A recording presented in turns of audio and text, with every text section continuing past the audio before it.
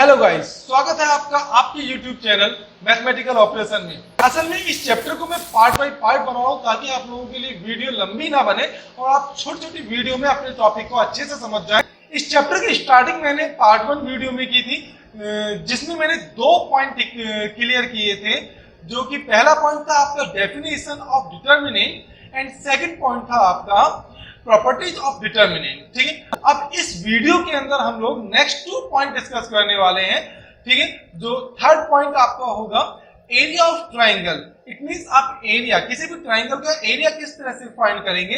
And fourth point होगा आपका minor and cofactor of determinant. ठीक है, मींस डिटर्मिनेंट की हम लोग माइनर और कोफैक्टर किस तरह से फाइंड करेंगे। ठीक, चलिए वीडियो की स्टार्टिंग करते हैं और चलते हैं अपने थर्ड पॉइंट की ओर।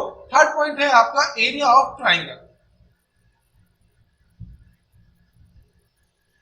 थर्ड पॉइंट है आपका एरिया ऑफ ट्राइंगल। आप लोगों ने अपनी क्लास 9 के अंदर, जैसे मैंने यहाँ पे लिख भी रखा है, in class 9 we have studied the formula of area of triangle in chapter coordinate geometry.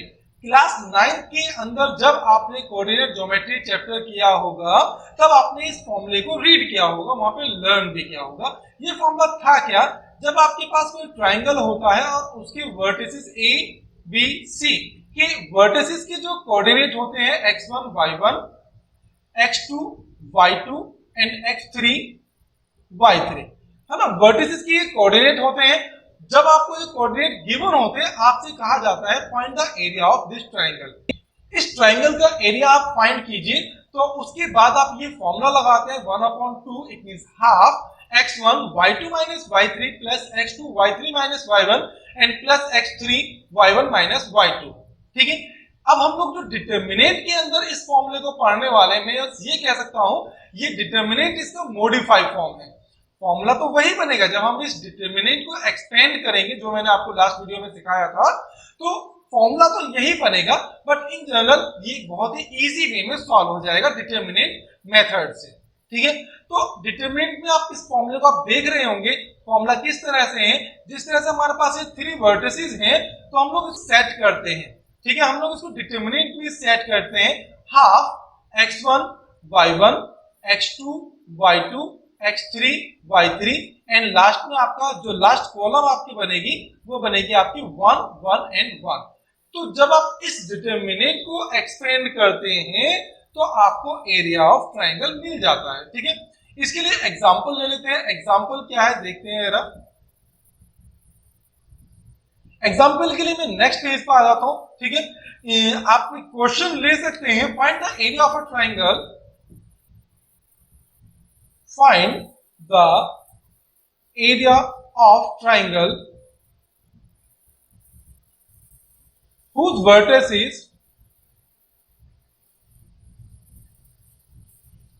vertices are 1, 2 and 2, 4 and 3, 5।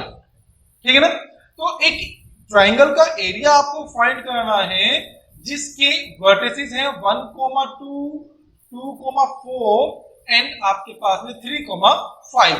अब हम लोग क्या फाइंड करेंगे, सबसे पहले सॉल्यूशन देखते हैं। हमें जो वर्टिसेस दे रखा है, ठीक है, पॉइंट ए के कोऑर्डिनेट हमें दे रखे 1, 2, पॉइंट बी के कोऑर्डिनेट आपको देखे 2, 4 एंड पॉइंट 3 के सी के जो कोऑर्डिनेट आपको दे रखे 3, 5 दे रखे। दैट मींस x1 की वैल्यू फाइंड करोगे 1, x2 की वैल्यू फाइंड करेंगे 4 एंड x3 की वैल्यू फाइंड करेंगे तो वो हो जाएगी मुझे 3 एंड y1 सिमिलरली y1 कितना हो जाएगा 2, y2 कितना होगा 4 एंड y3 ये कितना हो जाएगा y3 हो जाएगा आपका 5। मुझे लगता है मैंने y2 x2 की जो वैल्यू वो गलत यहाँ पे लिख ली है, तो x2 की जो वैल्यू होगी वो होगी आपकी 2। ठीक है, नाउ अब हम डिटर्मिनेंट मेथड लगाने वाले हैं इस एरिया को फाइंड करने के लिए। ठीक है, तो नाउ यहाँ पे लिख लेते हैं, नाउ एरिया ऑफ ट्राइंगल, तो फॉर्मूला लिखोगे सबसे पहले x1 x2 x3 y1 y2 y3 and last में आपका क्या आएगा, लास्ट कॉलम 1 1 1 की आएगी। फॉर्मूला लिखना जरूरी होता है, फॉर्मूला लिखते हो तो ज्यादा अच्छा रहता है। जो मिस्टेक्स होती है क्वेश्चन के अंदर वो भी कम होती है और एग्जामिनर जब कॉपी चेक करता है तो उसको भी कॉन्फिडेंट हो जाता है कि आप बच्चे पे क्वेश्चन आता है, वो फॉर्मूला भी लिख रहा है। ठीक है, चलिए वैल्यूज पुट करते हैं। तो 1 2 एंड 3 एंड 2 4 एंड 1 1 एंड 1। ठीक है, अब इसको मैं एक्सपेंड कर रहा हूं। एक्सपेंड हम लोग सीख चुके हैं, हम लोग इसको कॉलम फर्स्ट रो के रेस्पेक्ट में एक्सपेंड करेंगे। तो आपको पता है एक्सपेंड कैसे करते हैं, मैं डायरेक्ट इसको एक्सपेंड कर रहा हूं। मुझे उम्मीद है कि आपने मेरी पहली वीडियो देखी होगी और उस पहली वीडियो में डिटरमिनेंट को एक्सपेंड करने का जो मेथड मैंने आपको बताया है वो आपने अच्छे से सीखा होगा। ठीक है, तो अगर आपने वो मेथड नहीं सीखा है तो प्लीज मेरी पहली वीडियो देखिए, वहां पे आप डिटरमिनेंट को एक्सपेंड करने का तरीका, इट मींस डिटरमिनेंट की वैल्यू किस तरह से फाइंड की जाती है, it means how to find the value of determinant, आप वहां से सीखिए और फिर यहाँ पे आप उसको अप्लाई कर सकते हो। ठीक है, तो फर्स्ट एलिमेंट की रेस्पेक्ट में निकालेंगे तो 4 बन जा 4 माइनस 5 बन जा 5 माइनस 2 एंड 2 बन जा 2 माइनस 3 बन जा 3 एंड प्लस 1 5 2 जा 10 माइनस 4 2 जा 12। ठीक है, तो इसको मैं यहां सॉल्व कर लेता हूं तो कितना मिल जाता है आपको, जो एरिया निकलेगा लगभग, तो यहां मिलेगा 1 इंटू माइनस 1, यहां मिलेगा minus 2 into minus 1 and last plus 1 into minus 2। ठीक, तो कितना आंसर आएगा, यहां मिलेगा माइनस 1, यहां मिल जाएगा आपको प्लस 2 और यहां मिल जाएगा आपको माइनस 2।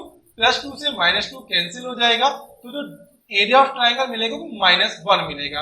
और आप लोगों को पता है कि जो एरिया हम लोग किसी भी ट्राइंगल का एरिया फाइंड करते हैं या किसी भी फिगर का जब हम लोग एरिया फाइंड करते हैं, अगर वो नेगेटिव आता है तो नेगेटिव साइन को छोड़ देते हैं। तो एरिया ऑफ ट्राइंगल कितना बन के आ गया, 1 यूनिट, है ना, 1 स्क्वायर यूनिट, सॉरी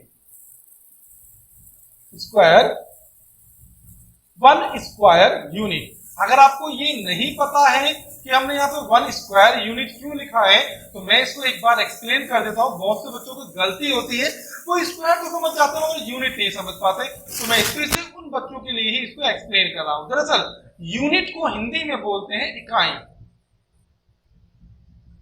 इकाई, और स्क्वायर का मतलब हो गया वर्ग। जब हम लोग क्षेत्रफल, जब हम लोग एरिया फाइंड करते हैं, एरिया में क्षेत्रफल फाइंड करते हैं, ठीक है, एरिया ऑफ ट्राइंगल त्रिभुज का क्षेत्रफल, है ना, जब हम त्रिभुज का क्षेत्रफल पता करते हैं तो क्षेत्रफल को हम लोग वर्ग इकाई में नापते हैं। वर्ग इकाई का मतलब जैसे वर्ग सेंटीमीटर, अब आप लोगों को याद आ जाएगा, जैसे वर्ग सेंटीमीटर, वर्ग मीटर,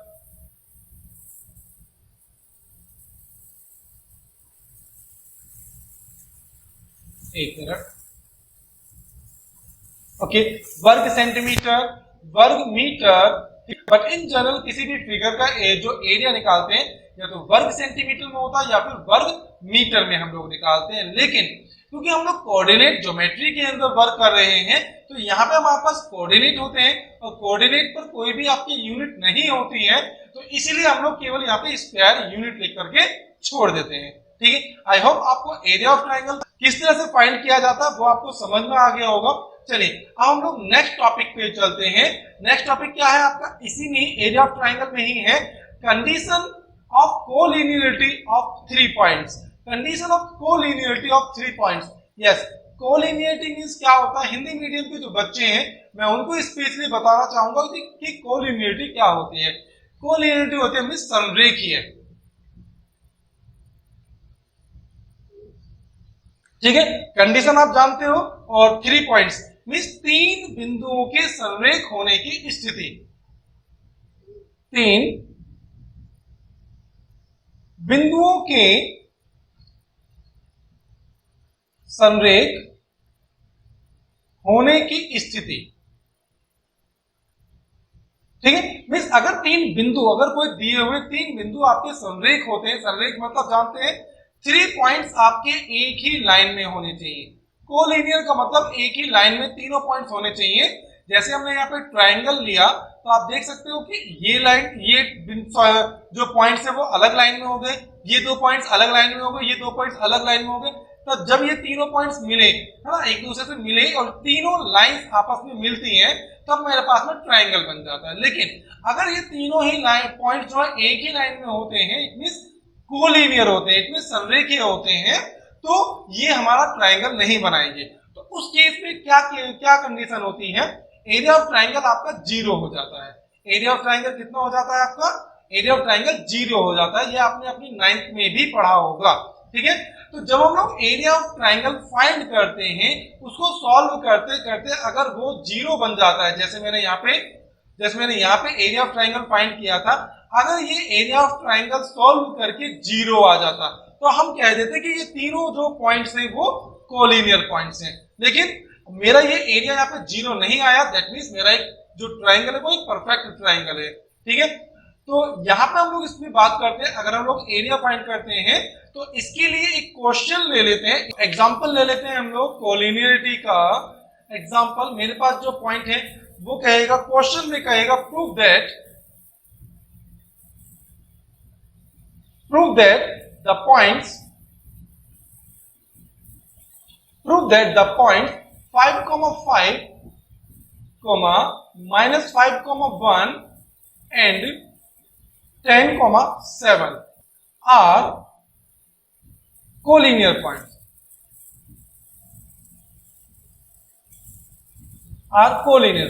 आपसे कहेगा प्रूव कीजिए तीनों पॉइंट्स आपके क्या है, कोलिनियर है।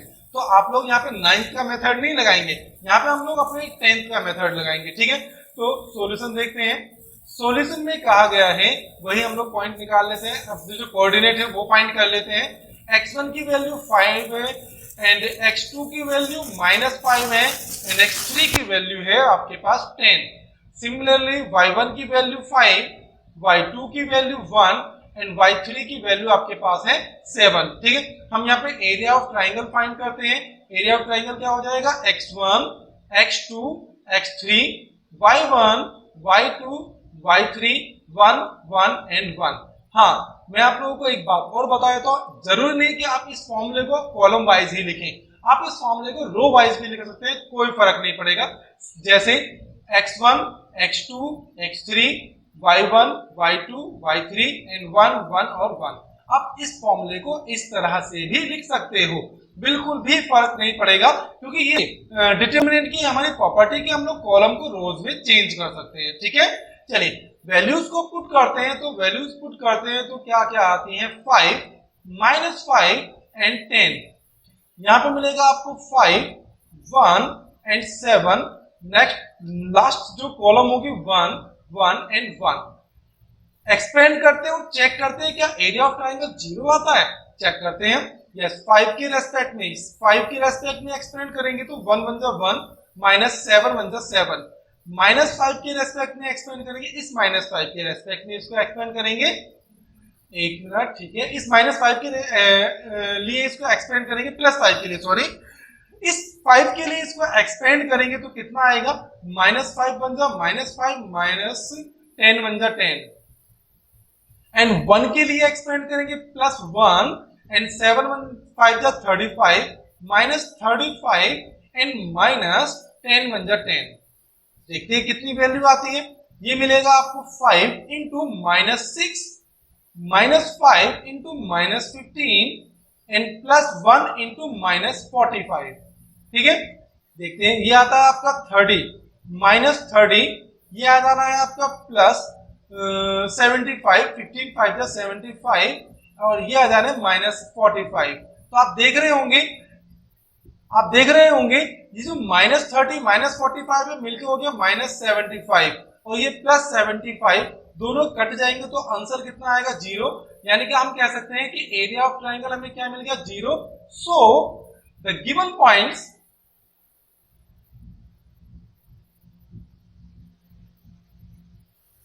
points are collinear.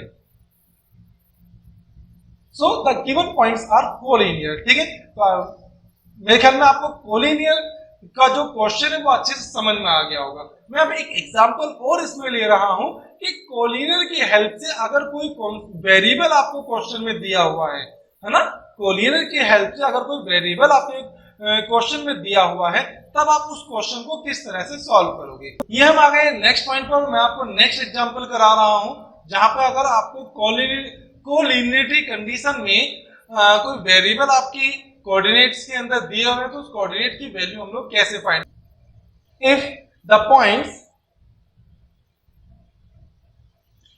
Points 1, 1, 2, 1 and 4, 5. Okay, 2, 1 and 4, x are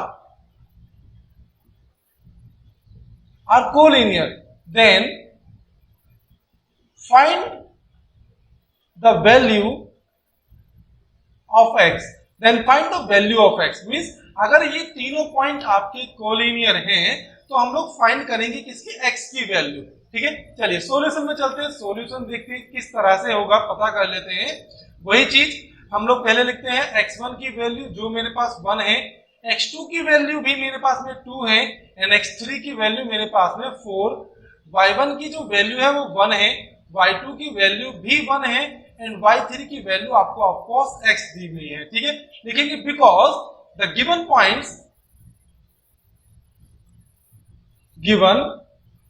points are collinear, है ना। So area of triangle equal to 0।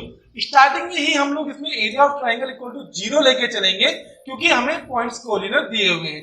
इससे पहले वाले एग्जांपल में हमें प्रूव करना था कि एरिया की हमारे जो पॉइंट्स है वो कोलिनियर हैं। ठीक है, तो जब पॉइंट्स कोलिनियर होंगे तो एरिया ऑफ ट्राइंगल आपका 0 आना चाहिए, तब आप उसको प्रूव कर सकते हो, प्रूव करके बता सकते हो। ठीक है, बट यहाँ पे कंडीशन क्या दी हुई है, यहाँ पे कंडीशन आपको दी हुई है कि हमारे पॉइंट्स ऑलरेडी कोलिनियर हैं, तब x की वैल्यू फाइंड कीजिए। ठीक है, तो जब ऑलरेडी पॉइंट्स हमारे कोलिनियर हैं तो क्या करेंगे, डेल्टा इक्वल टू 0 डायरेक्ट लेके चलेंगे और डेल्टा का जो फॉर्मूला है वो यहाँ पे लिखेंगे। ठीक है, तो ये हो जाएगा x1, x2, x3, y1, y2, y3, 1, 1 and 1 is equal to 0, है ना। पहले क्वेश्चन में हम डेल्टा के इक्वल लेके चले थे और आंसर निकाला था हमने डेल्टा का, it means area of triangle का। बट इस क्वेश्चन में हम लोग एरिया ऑफ ट्राइंगल के इक्वल में 0 रखेंगे, उसका फॉर्मूला यहाँ लिखेंगे, देन उसका इक्वल में 0 रखेंगे। ठीक है, वैल्यूज पुट करते हैं x1 y1 x2 y2 की। तो यहाँ पे मेरी जो वैल्यू होंगी 1 होगा, 2 and 4, 1 1 x and 1 1 and 1 is equal to 0। इसको मैं यहां सॉल्व कर देता हूं तो क्या सॉल्यूशन होगा देखते हैं जरा। एक्सपेंड कर लीजिए डायरेक्ट, जब आपके पास में छोटे छोटे नंबर हो ना 1 2 3 4 तो आप डायरेक्ट एक्सपेंड कर सकते हैं। ठीक है, तो 1 के रेस्पेक्ट में इसको एक्सपेंड करते हैं तो 1 के रेस्पेक्ट में होगा 1 माइनस एक्स, माइनस सेकेंड 1 जो होगा पहले ये हो गया और उसके बाद में ये कॉलम चली जाएगी, ये रो हमारे जा ही रही है, बार बार छुप ही रही है। तो 2 1 जा 2, 4 1 जा 4, 2 माइनस 4 एंड प्लस 1, लास्ट 1 की रेस्पेक्ट में इसको एक्सपेंड करते हैं तो 2x minus 4 is equal to 0, is equal to ये वाले 0। ठीक है, तो ये 1 के मल्टीप्लाई करेंगे, एज इट इज आएगा तो 1 माइनस x, ब्रैकेट को ओपन कर देते हैं, माइनस 2 यहां जो आपको मिलेगा ये मिलेगा आपको -1 इंटू -2। तो जब माइनस के केस हो ना तो वहां पर ब्रैकेट लगाओ और थोड़ा सा दोबारा सोच समझ के लिखो, गलती नहीं होनी चाहिए, तो मेहनत हमारी बेकार चली जाती है। ठीक है, 1 आपका मल्टीप्लाई हो जाएगी तो ब्रैकेट हमारा हट जाएगा, तो ये हो जाएगा आपका 2x minus 4 is equal to 0। यहाँ ब्रैकेट हमने इसलिए नहीं हटाया क्योंकि अंदर से हमें माइनस मिल रहा था सॉल्व करके। चलिए अब की बार ब्रैकेट हटाते हैं, 1 minus x minus plus 2 and plus 2x minus 4 is equal to 0। तो माइनस एक्स प्लस 2x तो मिलेगा आपको x एंड 1 प्लस 2 हो गया आपका 3 और ये होगा आपका -4, तो प्लस 3 माइनस 4 इक्वल टू 0। तो x minus 1 equal to 0 which implies x equal to कितना आ गया आपके पास 1। ठीक है, आई होप आपको ये भी एग्जांपल समझ में आया होगा, बहुत इजी एग्जांपल है। मैं आप लोगों के लिए एक एग्जांपल और ले दो, बहुत अच्छा सा एग्जांपल है और जनरली एग्जाम में पूछा जरूर जाता है। ठीक है, if points a, 0, 0, b and 1, 1 are collinear,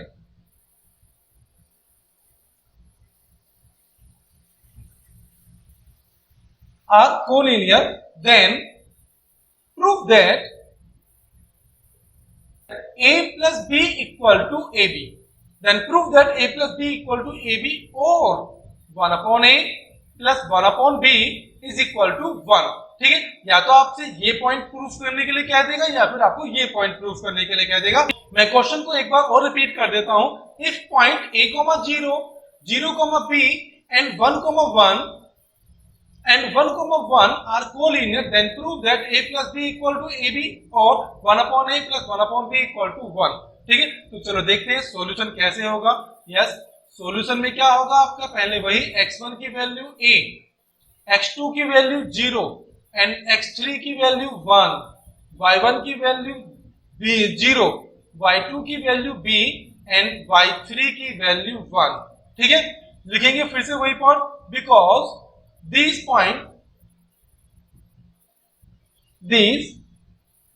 points are collinear। These points are collinear। आप हिंदी में लिख सकते हो चूंकि ये होता है चिन्ह, ये जो चिन्ह होता है ना, चूंकि का चिन्ह होता है। चूंकि दिए हुए बिंदु संरेखीय हैं, चूंकि दिए हुए बिंदु संरेखीय हैं, अतः so area of triangle equal to कितना होना चाहिए, 0 के होना चाहिए। एरिया ऑफ ट्राइंगल लिखते हैं x1, x2, x3, y1, y2, y3 and 1, 1 और 1। ठीक है, ये किसके इक्वल होगा, 0 के इक्वल होगा। वैल्यूज को पुट करते हैं तो ये हो जाएगा आपका a 0, 1, 0, b 1 and 1, 1, 1 equal to आपका हो जाएगा यहाँ पे 0। और इसको एक्सपेंड करते हैं तो क्या मिलेगा, a के रेस्पेक्ट में एक्सपेंड करते हैं तो 1 b बन जा b एंड -1, माइनस 0 के रेस्पेक्ट में करते हैं तो 0 के रेस्पेक्ट में तो छोड़ देना, ऐसे ही छोड़ देना, क्योंकि आपको पता होना चाहिए 0 की मल्टीप्लाई जब ब्रैकेट में होगी तो वो 0 हो जाएगा। तो हमने क्या, टाइम वेस्ट करने की बिल्कुल भी जरूरत नहीं है, उसके ब्रैकेट लगाकर ही छोड़ दीजिए। एंड प्लस 1 आएगा तो आपका ये हो जाएगा 1, 1, 1, 0, 0 and minus b is equal to 0। ठीक है, अंदर मल्टीप्लाई करते हैं तो ये हो जाना है ए बी माइनस ए, ये पूरा टर्म तो आपका 0 हो जाएगा, तो आप लिख भी सकते हो -0 एंड प्लस यहाँ पे आपको मिलेगा माइनस का b, तो माइनस का b ही कर लेते हैं, है ना, plus minus and b is equal to 0। ठीक है, आप ए बी को उठा करके राइट साइड लेके जाइए तो आपको मिलेगा a minus b minus b equal to minus a b. आप साइन चेंज कर दीजिए पूरी इक्वेशन का तो क्या मिल जाएगा, a plus b is equal to a B.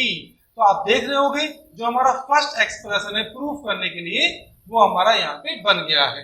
ठीक है, ये फर्स्ट वाला एक्सप्रेशन आपका बन गया, बहुत ही इजी क्वेश्चन है। ठीक है, अब सेकंड एक्सप्रेशन कैसे बनाएंगे, है ना, डिवाइड बाय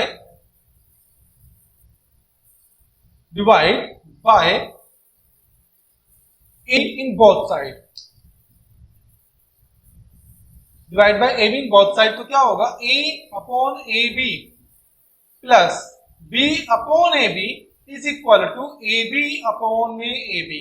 अब देख लीजिए, काट लीजिए, b से b कैंसिल हो जाएगा 1 टाइम, a से a कैंसिल होगा 1 टाइम और ab से ab कैंसिल होगा 1 टाइम। तो यहाँ पे जो आपका आंसर बचेगा 1 upon b plus 1 upon a is equal to a 1 is equal to 1 और 1 upon a plus 1 upon b equal to क्या मिल जाएगा 1। मिस हमने इसको सीधा करके लिख दिया, b को बाद में a को पहले करके लिख दिया, तो ये हमारा इसमें प्रूव हो गया।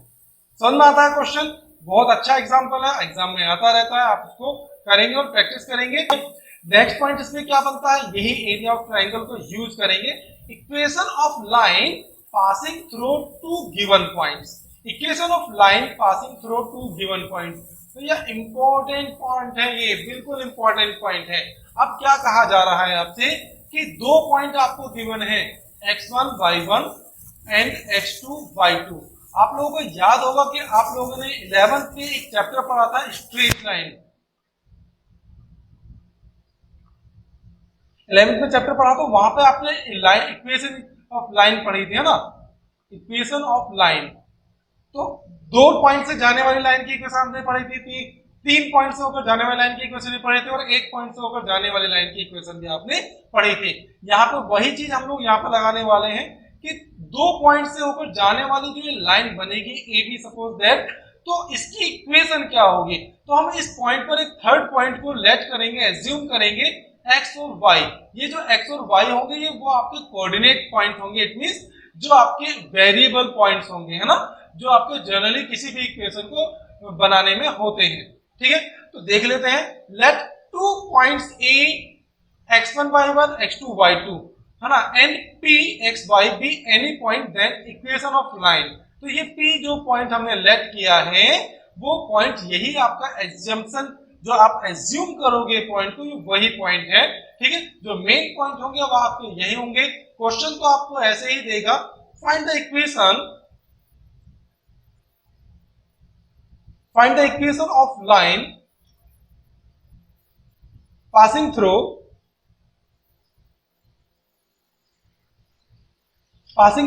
points 1, 2 and 3, 5, कुछ भी हो सकते हैं पॉइंट। मैंने यहाँ पे एज इट इज ले लिया, कुछ भी, मतलब यहाँ पे मैंने इन पॉइंट्स को अपनी ही तरफ से कुछ भी ले लिया है। ठीक है, तो इन दोनों पॉइंट से जाने वाली लाइन का इक्वेशन चाहिए। अब क्योंकि ये तो केवल पॉइंट्स हैं, हमें वेरिएबल टर्म्स भी चाहिए, तो हम अपनी तरफ से लेट करेंगे, let a point P x, y, देन उसके बाद ये फॉर्मूला लगाएंगे, इसको एक्सपेंड करेंगे, ऑटोमेटिकली आपकी जो इक्वेशन है वो बन करके तैयार हो जाएगी।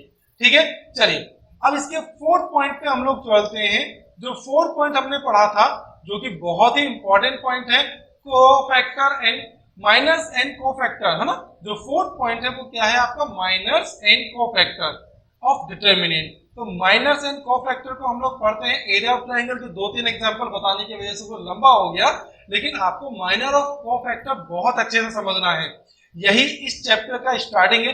जो लॉन्ग क्वेश्चन बन के आता है इस चैप्टर में से, वो भैया यहाँ से ही स्टार्टिंग होती है। अगर आप माइनस नहीं पता कर पाओगे, अगर आप कोफैक्टर्स नहीं पता कर पाओगे, तो आप इसका लॉन्ग क्वेश्चन नहीं कर पाओगे। लॉन्ग क्वेश्चन क्या होता है, adjoint of determinant and inverse of determinant होता है, जो आपने मैट्रिसेस में पढ़ा होगा।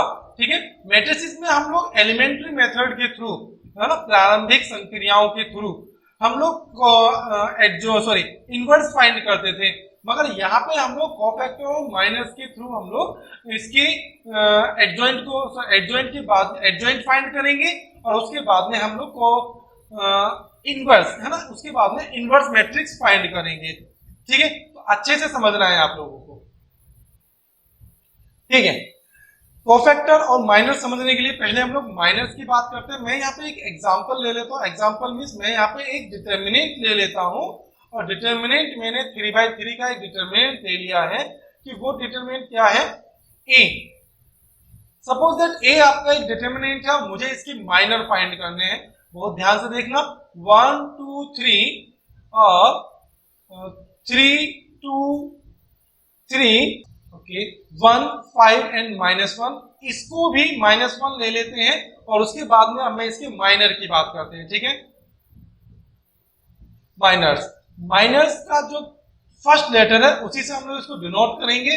तो माइनर्स, आपने जैसे किसी भी डिटरमिनेंट या मैट्रिक्स के एलिमेंट पढ़े थे, A11, A12, A13, A21, A22, A23, A31, A32, A33, है ना। तो ऐसे ही आप लोगों के माइनर्स भी होंगे, बिल्कुल एज इट इज आप लोगों के माइनर्स भी होंगे। माइनर्स को हम लोग डिनोट करेंगे M से, और पहला माइनस निकलेगा 1, 1, वही A11। 11 आपको पता है, जो फर्स्ट नंबर होता है वो रो को रिप्रेजेंट करता है, जो सेकंड नंबर होता है वो कॉलम को रिप्रेजेंट करता है, तो आपको पता है ना। तो A11 फाइंड करने के लिए हम क्या करेंगे, पहली रो और पहली कॉलम को छुपा लेंगे। यहाँ पे हम लोग फर्स्ट रो और फर्स्ट कॉलम को हम यहाँ पे छुपा लेंगे। तो आपके पास ये जो 4 एलिमेंट बचते हैं, जैसे हमने वैल्यू ऑफ डिटरमिनेंट फाइंड करी थी, सेम वो 4 एलिमेंट जो आपके बचते हैं, वही मेन डायगोनल के साथ आप चलेंगे, मल्टीप्लाई करेंगे। 1, 2, 1 जा 2, -2 एंड 3, 5 जा 15, -15। इसको सॉल्व करते हैं तो ये -17 निकल कर आता है। बस जी भैया, यही आपके माइनर्स होते हैं। ठीक है, ये पहला माइनर्स आपका निकल के आ चुका है। ऐसे ही हम लोग निकाल सकते हैं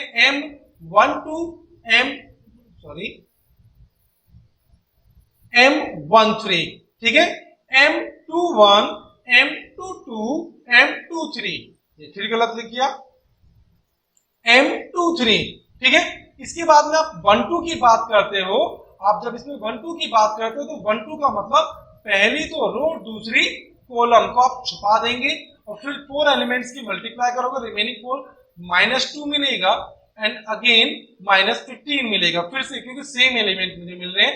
-15 तो ये अगेन -17 आएगा। ठीक है, A13 की बात करते हैं तो first row and third column है ना, first row again and third column, तो यहाँ पे मुझे मिलता है 2 3 जो 6 -6 तो वैल्यू मिल जाती है मुझे 0। A21 की बात करते हैं, मैं इसको यहाँ से इरेज कर देता हूं। ठीक है, A21 की बात करते हैं तो दूसरी रो पहली कॉलम मुझे एलिमेंट दिखाई दे रहे हैं और आपको लोगों को भी दिखाई देने चाहिए। अब प्रैक्टिस ऐसे कर लीजिए आपको सारे एलिमेंट दिखने चाहिए जो भी रो और कॉलम हम लोग छुपा रहे हैं उसके बाद में। ठीक है, तो -3 ये आपको मिलेगा, -3 एंड माइनस हो जाएगा +3, ये भी आपको 0 मिलेगा। ठीक है, ये भी आपको 0 मिलेगा। केयरफुली कैलकुलेशन करना, नहीं तो गड़बड़ हो जाएगी। 2t की बात करते हैं तो 2 and 2 तो -1 मिलेगा आपको मल्टीप्लाई करके, -1 एंड +3, तो यहां वैल्यू आपकी मिलती है 2। A23 दूसरी रो तीसरी कॉलम 3 1 जा 3 3 3 जा 9, तो 3 -9 वैल्यू आपको मिलती है -6। चलिए हमने 6 माइनर्स फाइंड कर लिए हैं। A31 का मतलब थर्ड रो फर्स्ट कॉलम, 5 3 जा 15 -+2 दैट मींस 17 आंसर इसका आ गया।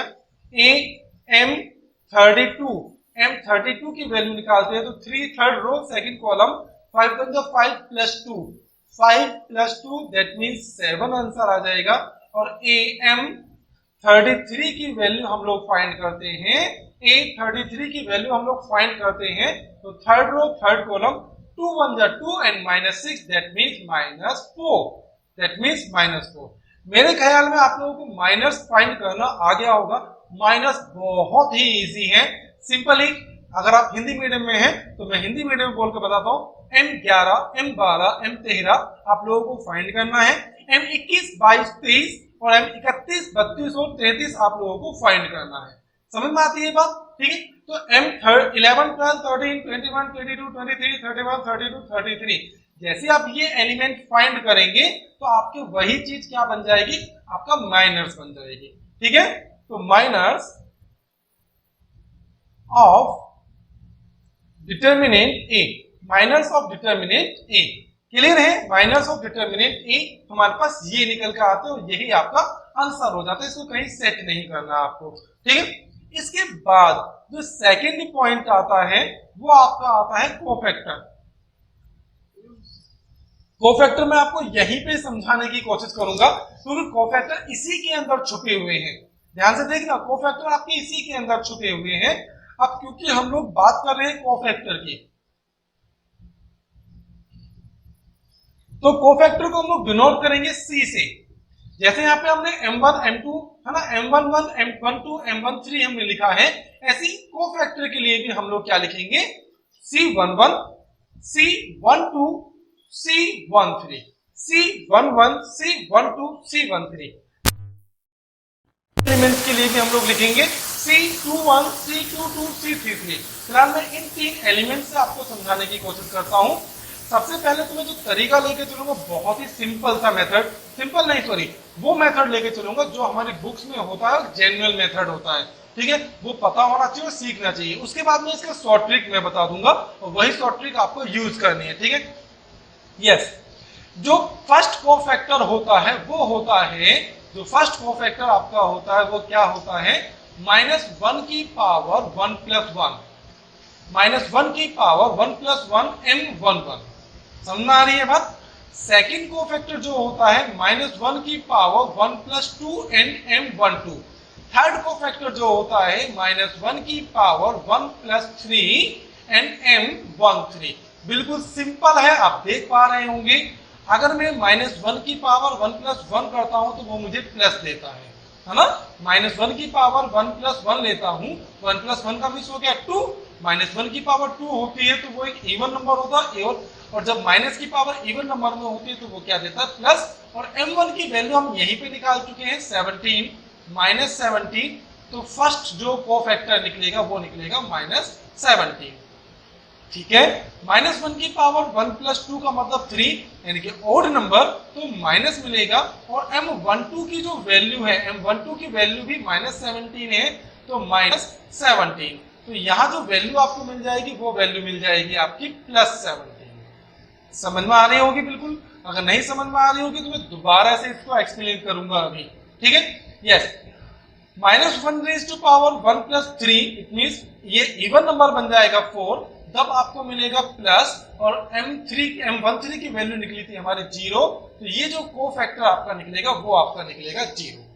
ठीक है, समझ में आ रहा है अच्छे से समझ में आ रहा है, तभी आप लोग इसको पॉज कीजिए, वीडियो को अच्छे से समझ में आ रहा है तो वीडियो को पॉज कीजिए और इसको कॉपी कर लीजिए, ठीक है। और अदरवाइज मैं इसको सेकंड टाइम इसको बताने की कोशिश कर रहा हूँ, और सेकेंडली मैं यहाँ पे कहाँ बता रहा हूँ, यहाँ पे बताने की कोशिश कर रहा हूँ। नेक्स्ट पेज पे अगर हम जाएंगे तो ये खो जाएगा, हम लोग इसको फिर पा नहीं पाएंगे इस वीडियो के अंदर, ठीक है। चलिए, तो नेक्स्ट पेज में हम नहीं जाते, मैं इसको यहीं पे बताने की कोशिश कर रहा हूं, ठीक है। C21, C22 एंड C23 आपको अब समझ में आ रहा होगा। देखो, जिसको नहीं समझ में आया वो यहाँ देखो, -1 रेज़ टू पावर 2 + 1, जो यहाँ पे नंबर लिखा हुआ है उसको प्लस करके लिख देना है, और यही वाला M उठा लीजिए, M21 उठा लीजिए। सिमिलरली -1 रेज़ टू पावर 2 + 2 और M22 आप यहाँ से ले लीजिए, और next -1 raise to power 2 + 3 and M23 यहाँ से आप ले लीजिए। सॉल्व करते हैं, -1 की पावर आपको मिलेगी 2 + 1 का मतलब 3, यानी कि इवन ऑड नंबर मिलेगा तो माइनस मिलेगा, और 21 की वैल्यू 0 है तो ये 0 हो जाएगी, दैट मीन्स 0। यहाँ पे आपको यहाँ पे प्लस मिलेगा, और M22 की जो वैल्यू है वो है आपकी 2, तो दैट मीन्स वैल्यू हो गई आपकी 2। M23 मीन्स आपका 2 + 3 का मतलब 5, इवन ऑड हो गया, फिर से ऑड के लिए माइनस, और 23 की जो वैल्यू है वो -6 है। -6 भैया ब्रैकेट जरूर लगाइए, नहीं तो गलती हो जाएगी, और माइनस माइनस क्या हो जाएगा, प्लस का से। तो आपने नेक्स्ट 3 फैक्टर भी, कोफैक्टर भी आपने यहाँ पे फाइंड कर लिए हैं, और मुझे उम्मीद है कि आपको बहुत अच्छे से कोफैक्टर भी निकालने आ गए हैं, जिस तरह से हमने माइनस निकाले। माइनस का काम बिल्कुल सीधा साधा है, और कोफैक्टर का काम हमारा इस तरह से जो माइनस को एडजस्ट करते करते हम लोग इसमें फाइंड करते हैं, ठीक है।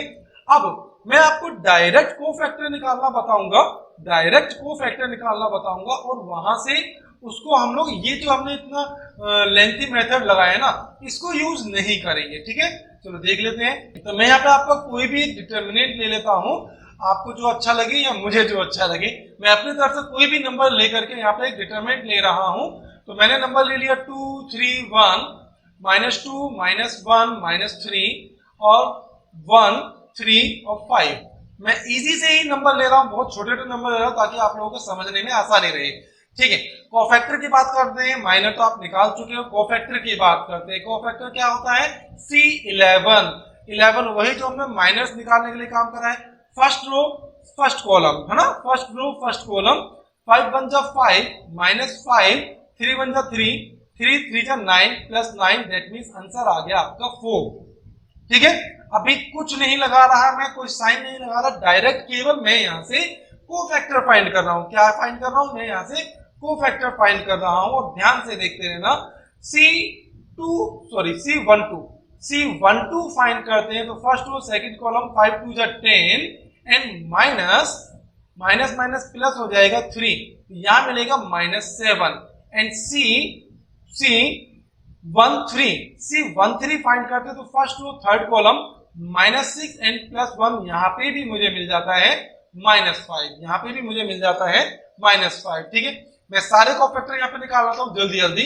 C21 की बात करते हैं, तो सेकंड रो फर्स्ट कॉलम, 15 - 3, 15 - 3 का मीन्स हो जाएगा आपका 12। C22 की बात करते हैं, तो सेकंड रो 10 - 1 का मतलब हो जाएगा 9 एंड C23 की जो वैल्यू होगी सेकंड रो थर्ड कॉलम, 6 - 3 की वैल्यू आपकी हो जाएगी यहाँ पर 3 एंड C31 की वैल्यू फाइंड करते हैं, थर्ड रो फर्स्ट कॉलम का मतलब -3 + 1, -9 + 1 का मतलब आएगा -8। C32 की जो वैल्यू होगी, C32 की वैल्यू होगी -6 + 2, -6 + 2 की जो वैल्यू होगी -4 हो जाएगा, एंड C33 की जो वैल्यू होगी C33 की वैल्यू देखते हैं क्या होगी, -2n+6। -2n+6 का मतलब यहाँ पे आएगा 4। ठीक है, अब आपको यहाँ पे क्या फाइंड करना, अब यहाँ पे आपको कोफैक्टर फाइंड करने थे, तो याद रखो, याद करो, आपको एक साइन बताए थे, प्लस माइनस प्लस, डिटर्मिनेंट के जो चिन्ह थे वो बताए थे। ठीक है, minus plus minus and plus minus plus, ये तो आपको बताए थे। बस इन चिन्हों को, इन साइन को इसके अंदर एडजस्ट कर दीजिए बस। ठीक है, देखिए जो आपका फर्स्ट नंबर होता है वो रो को रिप्रेजेंट करता है, यानी कि पहले तीन को जो एलिमेंट है वो फर्स्ट रो के हैं, second and third element, second 3 element जो है आपकी वो आपके सेकंड रो के हैं और थर्ड वाले आपके थर्ड रो के हैं। ठीक है, तो एडजस्ट करते हैं, प्लस से स्टार्ट करते हैं, तो ये हो जाएगा आपका प्लस, माइनस करेंगे तो ये माइनस हो जाएगा। इट मींस हम इसको लिख सकते हैं कोफैक्टर के लिए +4 एंड -+7 एंड -5। समझ में आ रही है बात, नहीं आई बात समझ में? चलो ठीक है, मैं दोबारा से बता देता हूँ, नो प्रॉब्लम। मुझे पता आप लोगों को समझ में नहीं आया होगा, तो क्या करते हैं, इस इक्वल टू ही इसके साथ में हम लोग प्लस लिख लेते हैं, छोटा सा, plus minus plus minus plus minus and plus minus and plus. हो गया काम, बस ये हमें साइन हमने लगा लिए हैं, इसके अकॉर्डिंग लिख दीजिए। Yes, +4 +7 -5 -12 and +9 -3 and -8 and +4 and 4। ठीक है, तो ये आपने सारे के सारे जो कोफैक्टर थे आपने यहाँ पे फाइंड कर लिए हैं। समझ में आती है बात? तो आपने आज कोफैक्टर भी फाइंड करना सीख लिया, आपने आज माइनस भी फाइंड करना सीख लिया, और इसके बाद में, इससे पहले आपने एरिया ऑफ ट्रायंगल फाइंड करना सीख लिया है। एक पॉइंट बता देता हूं मैं, अभी नेक्स्ट वीडियो का पॉइंट है, बट मैं उसको अभी क्लियर कर देता हूं। बहुत छोटा सा पॉइंट है जिसको हम बोलते हैं adjoint of determinant A. Adjoint of determinant A, तो यहीं पे मैं उसको बता देता हूं, आपको ज्यादा इजी होगी समझने में और आगे पढ़ने में। एडजॉइंट ऑफ डिटर्मिनेंट ए, हम किसी भी डिटर्मिनेंट का एडजॉइंट कैसे फाइंड करेंगे, किसी भी डिटरमिनेंट का एडजॉइंट कैसे फाइंड करेंगे, ये जो आपके पास में आपने कोफैक्टर फाइंड करे हैं, इसको एक डिटरमिनेंट ए में सेट कर लीजिए, है ना, एक डिटरमिनेंट सी में सेट कर लीजिए। ये जो आपने कोफैक्टर फाइंड करे हैं, ठीक है, ये जो कोफैक्टर हमने जो कोफैक्टर की फाइंड करे इसको सेट करते हैं, तो क्या हो जाता है, देखो 4 7 -5 and 12 9 and -3 -12 है सॉरी, and -8 4 and 4। ठीक है, ठीक है। अब मैं क्या कर रहा हूं, मैं इस C का ट्रांसपोज फाइंड कर रहा हूं। ट्रांसपोज ऑफ C को मैंने B से डिनोट कर दिया, नहीं जरूरत ही नहीं B से डिनोट करने की। ट्रांसपोज ऑफ C को हम C डैश से डिनोट करते हैं, और जब इस कोफैक्टर का हम जो ट्रांसपोज फाइंड करेंगे, बस जी वही होगा ADJ ऑफ A, यानी कि वही होगा एडजॉइंट ऑफ A। समझ में आ रही है बात? इस जो हमने कोफैक्टर फाइंड करे थे उसको डिटरमिनेंट में अरेंज करने के बाद में अब हम इसको जो ट्रांसपोज करेंगे तो हमें क्या मिल जाएगा, एडजॉइंट ऑफ A मिल जाएगा। इट मींस 4 7 -5 -12 and 9 and -8, और इसके बाद में ये हो जाएगा आपको -8, गलत हो गया क्या, हाँ जी गलत हो गया, -3 and -8 4 and 4। आई थिंक समझ में आया होगा एडजॉइंट फाइंड करना। देखो एडजॉइंट फाइंड करना बिल्कुल भी हार्ड नहीं है। कोफैक्टर फाइंड कीजिए, C का डिटरमिनेंट बनाइए, उसका ट्रांसपोज कीजिए, दैट मींस आपको एडजॉइंट मिल जाएगा। वीडियो अगर पसंद आई हो, टॉपिक अगर अच्छे से समझ में आया हो, तो प्लीज वीडियो को लाइक करना और चैनल को सब्सक्राइब करना अगर आप चैनल पर नए हैं तो, और अपने फ्रेंड्स में शेयर करना मत भूलना। ओके, थैंक यू बच्चों।